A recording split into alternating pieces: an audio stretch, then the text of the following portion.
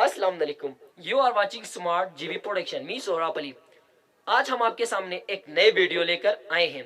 उम्मीद करते हैं कि आपको हमारा वीडियो पसंद आएंगे। वीडियो की तरफ जाने से पहले आपसे रिक्वेस्ट है, अगर आपने हमारे चैनल को सब्सक्राइब नहीं किया है तो इसे ज़रूर सब्सक्राइब कीजिएगा। तो चलिए चलते हैं हमारे वीडियो की तरफ। प्याज को खराब होने से कैसे बचाते हैं देसी तरीका। जैसे कि आप जानते हैं कि प्याज का हमारे रोज़मर्रा ज़िंदगी में बहुत इस्तेमाल करते हैं। प्याज को सलाद के तौर पर भी कच्चा भी खाया जाता है और सालन में भी इस्तेमाल करते हैं। प्याज का लातीनी नाम एलियम सेटिवम है। प्याज का इत्तेकाश 15 मार्च से 1 अप्रैल तक होता है।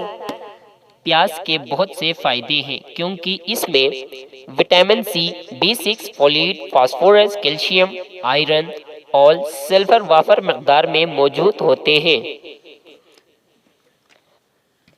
प्याज के अक़साम में देसी, सफ़ेद, डेज़र्ट, गज़ा नंबर 5, टेक्सास, रूबी, सरकोरल, फलकारा पंजाब वगैरह शामिल है।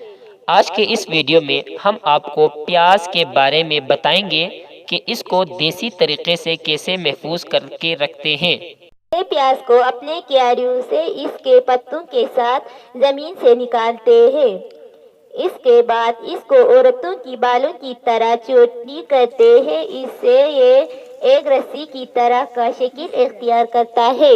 यानी इसको एक के ऊपर चोटी देकर दूसरे को लपेटना है, जिससे ये एक दूसरे से मजबूती से जुड़े रहें। इसके चोटी बुनने के बाद इसको अपने स्टोर वगैरह में किसी जगह पर महफूज रखते हैं।